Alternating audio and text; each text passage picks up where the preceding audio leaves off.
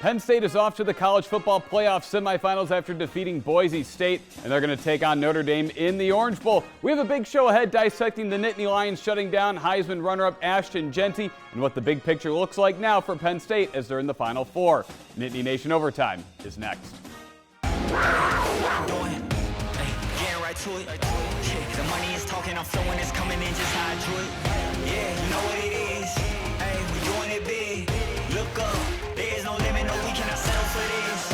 Yeah, can't stop, nah, won't stop.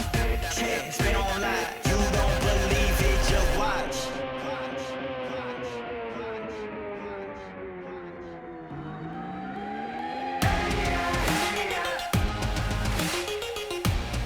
Welcome into another playoff edition of Nittany Nation Overtime. I'm your host, Ryan Risky. I'm joined by Mark Brennan, Neil Rudell, and former Penn State wide receiver Joe Nastasi. And guys, Penn State's off to the college football semifinals. I mean, this is a huge deal for the program. Well, yeah, that's an understatement. Yeah. I mean, to be able to play Notre Dame, too, an old familiar rival that you had a tremendous 12-year series.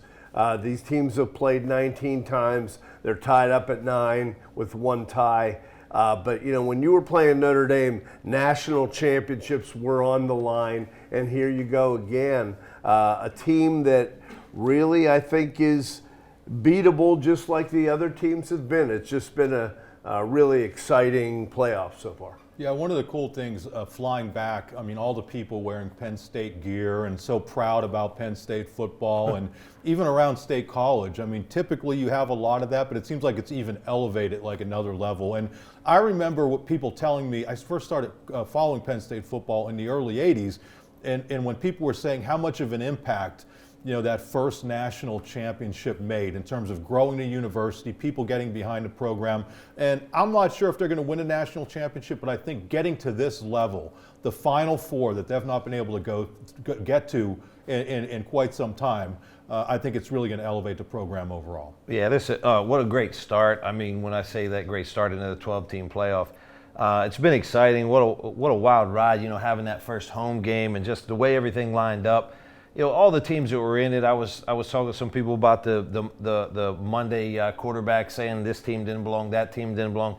You look at those 12 teams, everybody was beatable and everybody could beat everybody. So, it was really fun. I think Penn State really put the 1-0 mentality out there. I think that's one of our benefits, coming off, and I think I talked about this on the last set when we were talking about Oregon. I said, even though that was a loss, I think that was a big game for Penn State to just start walking into that business atmosphere. And I think that's what we've done. The teams that were sitting there waiting to play bowl games is exactly what it was. I think they were waiting for a bowl game when we're playing playoff football. 1-0 mentality. James preaches it all the time.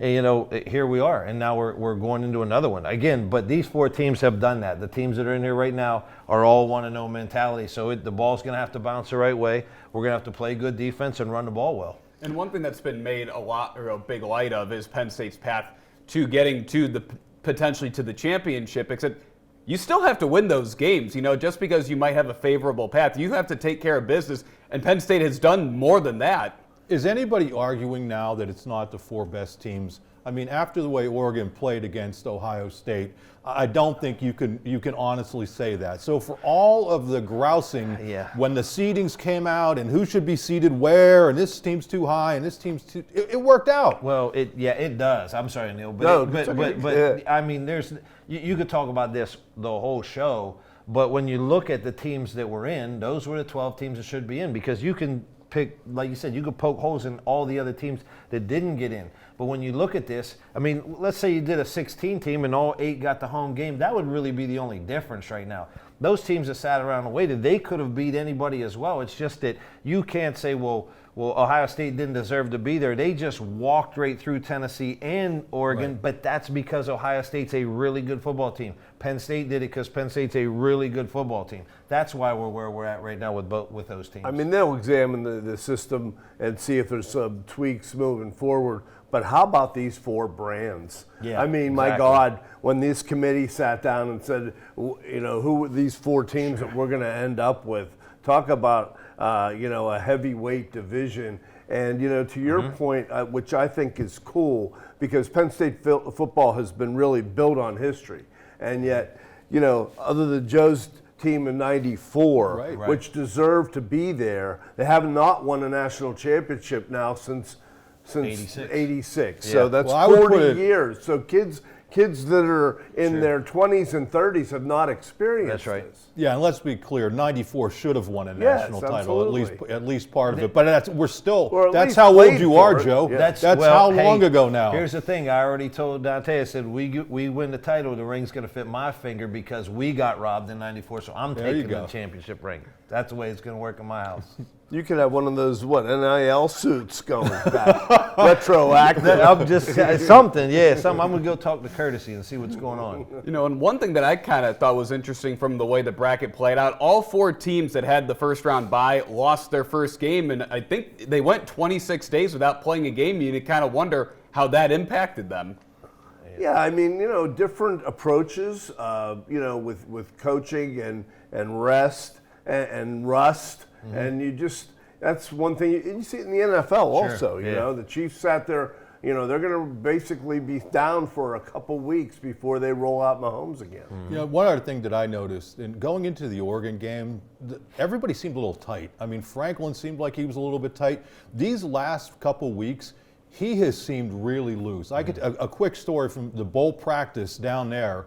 We're all walking out after a 10-minute window, and he said, "Hey, Brennan, now we can do all the important bleep."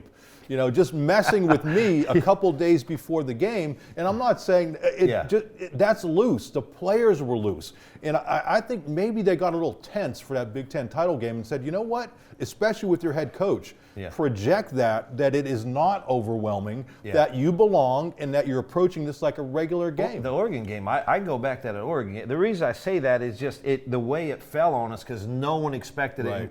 I think that's where that momentum came from because it was Ohio State, Oregon were going to match up again in that game. And whenever it happened to us, I think it took everybody back for a second. And then when we got in there and we got behind and then we competed and we were one play away from winning the thing, I think that just changed maybe the whole program's identity at that point in time moving forward. And I think that's why when I say we're playing to win, not to not lose kind of scenario right now in that want-to-know mentality. All right, guys, well, we got to take a quick break right here, but when we come back, we're going to dissect Penn State's big win over Boise State. Don't go anywhere.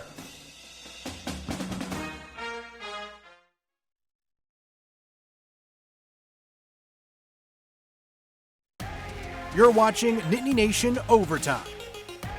Welcome back into Nittany Nation Overtime. Ryan Riskey, Mark Brennan, Neil Riddell, and former Penn State wide receiver Joe Nastasi. And guys, Penn State won 31-14. They pretty much shut down Ashton Jeanty as best as you could. He's still got 100 yards. He fell a little short of Barry Sanders' record because I think one of the keys was that 14-0 start to try to force Boise State to have to pass the ball more early on than they would have liked. Yeah, and I'm curious. I'm glad, Joe, the big lead, the easy 14-0 lead, do you have a tendency to relax a little bit? Because, I'm learning some jargon from you with the road graders and goon with the boat racing. I thought they could have maybe boat raced road grader? this team. But boat's going to win. Before you knew it, Boise got off the deck. Did Penn State relax a little bit with 14? I think it's that big momentum situation. I think, when we got the turnover and then had a quick turnover right back, it went right back in their favor, and obviously they went down and scored. Now, you at that point in time, you go up 17 or 21. Now you've got a whole different game plan because you cannot walk the ball down the field with Jeanty. You just don't have enough possessions in the game, so they're going to try and steal possessions. So what happens at that point in time? I mean, we were already loading the box. We were playing run first. Tom Allen, what a good game plan. I mean, we had to take a guy out, and you saw them move the ball down the field with some of their intermediate pass game, which is going to happen. You can't take everything away every snap. So we were loading up. We're saying someone else is going to beat us, and that's how they played football. And if we would have got up there, that would have been a big mountain to climb just based on possessions, how many possessions they would have had to try to do what they wanted to do. They wanted to screen game him, and he got, 27 of those on one play. Right. So we shut him down. He didn't have any explosive plays against us. And they fed him late in the game to try to give him the 100. So that was kind of like a little whatever. So to me, I thought that we took them all the way out. And we were saying, look, you're going to beat us with somebody else, and they couldn't do it. Well, Penn State starts the game with Abdul Carter at linebacker and Vanover at defensive end, and I think that tells you what they were going to do. I think the more impressive thing is, not only do you hold this guy to 3 yards per carry, which is a feat because he is tremendous, but you lose Abdul Carter basically after the first quarter. And, you're left with Max Granville, a true freshman, coming in and taking some of those snaps. So the fact that they've continued to be that dominant, it speaks to the improved play of the linebackers recently and then the run support that they've been getting from their safeties all year. Yeah. And, so you give up the one broken play, but that's the gamble you take when you're putting your safeties up there at the line, and I think it was obviously the smart thing to do. Yeah, that was a third and forever. They just kind of snuck us with a little draw there, yeah. And Boise really hurt themselves with penalties. A ton of penalties throughout. They had 23 penalties, 13 on Boise. Sure. And the big one was the touchdown that was wiped out that cuts it to 24-21. Clearly was a penalty in the hands of the face, but they could not block Sutton and some of the other guys. We had that one too with Fat Man that took it to the 15. I mean, that was one of my favorite runs of the game, by the way. I watched that run about 100 times. I mean, even though it didn't count. Yeah, it didn't count, but I know the safety wanted him to pick a side, but he decided to go straight at him. So that was fun to watch. I think the other thing is you saw the difference between these lower division teams and a Penn State with the depth. Okay, you lose Abdul Carter, and most teams, that's going to be devastating. Sure. I mean, think if Jeanty goes out of that game. That's the level of player you're losing, an All-American. You're losing Abdul Carter, and you have guys like Vanover, and again, young Max Granville comes in. That kid should be in high school. Right. I mean, he reclassified. He could have been in high school. Right. And he's out there playing, and that's the sort of depth that you're talking about. Saban talks about a lot, too, just how we're built. Those Northeast teams are built. Like how Texas is built. Yep. You're built with the big boys inside and out. That way, you're prepared for those kind of games. And that, again, showed up in those first two because SMU did not quite have the depth or the guys up front. I mean, we're just bigger and stronger in the middle. And, that's look at the teams that are left. That's exactly how everyone's built. Unfortunately, right now for Abdul Carter, I mean, there is some mystery surrounding the injury. However, it seems likely that he will be playing against Notre Dame. I don't know that I would say that. I mean, if you look at his Star Wars posts, I thought it was a positive one. Yeah, no, it is. No, that's what I said. It seems likely he'll play. I don't know. I mean, he could be messing with us. We just don't know. I mean, obviously, it's a big loss if you don't have him, but I think they're blessed that they have a lot of depth there. Hopefully he plays. Hopefully each team is as healthy as they possibly can be. Yeah. Because I think that's what you want to see at this level. He would be a big factor too, based on how we've been spying quarterbacks. Yeah. This quarterback seems. I mean, this is kind of the perfect game for him to be playing Mike Backer for that in the spy. National media is coming around too on Penn State. Really spent the previous month kind of picking apart the resume and whatnot. Yeah. Now you're seeing Saban, McAfee, some of the real name brand people have been pretty impressed. And Franklin's getting some love too, and he deserves it. I mean, he deserves it. Yeah. I mean, you don't just accidentally get to the Final Four, especially in the new playoff format. Yeah, when Saban was talking about Day, when they were picking him apart after the Michigan game, he's like, listen, they were talking about the roster they had. They said, well, someone got to put the roster together, so you got to give some people some credit where it's due. I mean, like, these guys want to get rid of people right away. It's like, I wonder if they're the same people that are asked to get rid of Day, if they're saying that now after he just ran through those two teams. Could I ask Joe a quick question? I don't want to take over your hosting duties. Everybody's talking about the ground game and how unbelievable it was, but how important to you was it when you get a touchdown to Ty Warren and then you have Amari Evans do what he did? How much does that kind of open things up as a former wide receiver for what the ground game did? 100%. So you're right on with that. So what will end up happening is how we took Jeanty out of the game and said, you're going to have to beat us in the air somehow. Us being able to do that and having a weapon or two to get it down the field is going to pull at least one guy. If you can get into a too-high safety, now you can run the ball so much more effectively. I mean, look what Nick did whenever they did that. You get in a run or you get in a throw scenario. If you've got a defense guessing and you can keep into third and manageable, third and shorts, second and mediums, that is going to keep a defense from being able to do one thing or the other because they can take one guy out of a game just like what we did. I mean, when these teams are all talented enough, you get behind the chains against Notre Dame, you're going to be in trouble. You get same with us. So exactly to your point, being able to blow the lid off a couple of times totally changes the run game, 100%. But how about Aller too? I mean, he's announced he's coming back next year already, and you're going to keep him at his word there. But man, does he look like a pro quarterback. Where he's putting the ball right there, not only just for Warren, he had one with Evans, but he also had a couple other passes that you would have caught, Joe. That's what I'm saying. That's exactly what I said when I was standing there in the stands with my beverage. Right. Hey, one thing about Aller, he had a point in that game where he had 7 straight incompletions. And a younger quarterback panics when that happens. He didn't. He just kept doing what he was doing, and it ended up when he had to hit the pass to Ty Warren later in the game for the second touchdown, pinpoint pass. Those are the things I really look back on the coaching, and like I have always been a huge supporter of James and what he's put together up there, and you just don't get that by accident. Again, you just don't get that mentality. Everybody can scream and put stuff on billboards and posters and say what they are, but our want-to-know mentality and our next play, James talks about it right now, and I know you guys have heard it, the 65 snaps. Maximize those 65 snaps. That's what you're going to get, and that's where you have to be. This is game 16 coming up. You have to be that way. You have to have that mentality, and they've really fed it into this club. All right, guys. Well, we got to take another quick break. When we come back, we're going to preview Notre Dame. Don't go anywhere.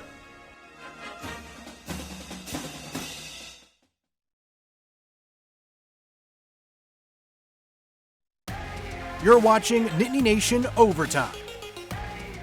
Welcome back into Nittany Nation Overtime. Ryan Riskey, Mark Brennan, Neil Rodell, and former Penn State wide receiver Joe Nastasi. And guys, we discussed earlier on the show, historical matchup between two big brands in college football. And Neil, you mentioned earlier the all-time head-to-head, 9-1. So someone's going to finally take the lead in the series. Yeah, what a big prize it's going to be too for the winner of this to get in the national championship game. But talk about James and the mentality, the recruiting, all the things that he has done.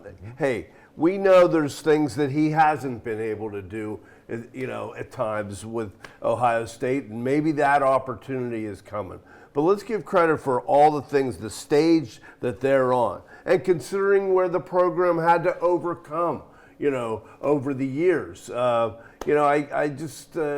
know they haven't gotten there through the market, beating Tennessee or, blowing out Oregon yet. But boy, what an opportunity. And I think Notre Dame is kind of like them, right? Mm-hmm. Yeah, it's just, again, you guys talk about the brands, and that's really what it was. All those teams were all really good. Let's call it what it was. The 12 teams, and to win those first 2 games,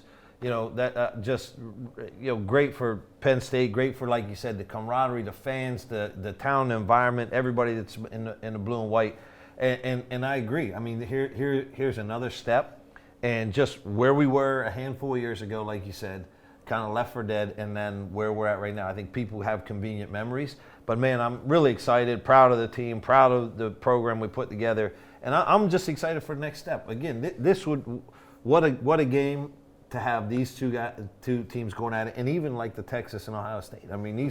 This is outstanding. Been the best year of college football that I can remember. This has been a great series. My favorite game was 1990, and how ironic is it that 2 of the people who caught touchdowns for Penn State, Al Golden, now the defensive coordinator at Notre Dame, Terry Smith. There you go. Now the cornerbacks coach. Yeah. Cornerbacks playing pretty well for Penn State now. Wow. So it's all these years later to see, some Penn State players who were so vital in that game way back when, to be actually on either sideline. So it'll be fun, I'm sure, in the off season for those 2 guys to kind of get together and talk about it.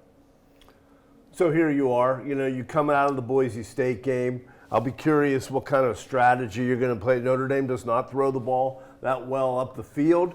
Penn State, I thought in this game a little bit got away from the run at times. Really could have maybe pounded it a little even more. A key 3rd and 1, some other situations where they tried to throw. I know Aller only threw 25 times, but I'll be kind of curious what the strategy is and how much they come after Leonard, because he doesn't really throw the ball deep. No, I think the other thing to think about is Penn State has basically been training at altitude for breakaway running backs for the last 3 weeks. They kind of knew they were going to eventually get Jeanty, and the kid for Notre Dame. Well, we saw what he did against Indiana, going 90 yards. They're prepared to face that kind of back, and they've done really well against running quarterbacks. The kid from West Virginia, Green, really did nothing against them. So I think this is a pretty good matchup for the Penn State defense. It is. In the fact that they've been kind of playing these types of players and preparing, especially for the running back. Offensively, I think the balance of Penn State's going to be really big. Georgia just didn't have it. The quarterback wasn't where he needed to be, and there was some really curious play calling there. Yeah, their offense, I mean, if you look at them even all year, they weren't Georgia I'm talking about. So, I mean, it was sort of like one-sided for them. But, you know, like the old ball coaches always say, you know, when you're going to win championship football, it's can you stop the run and can you run the ball? And that's what's going to carry you, and we're built for that. So we have just as good of a chance as anybody else to go. We just have to have the ball bounce our way a few good times and get some good luck and have some good special teams. All right, guys. Well, it should be a great game. We've got to take one final break. When we come back, we crown our Nitwit of the Week.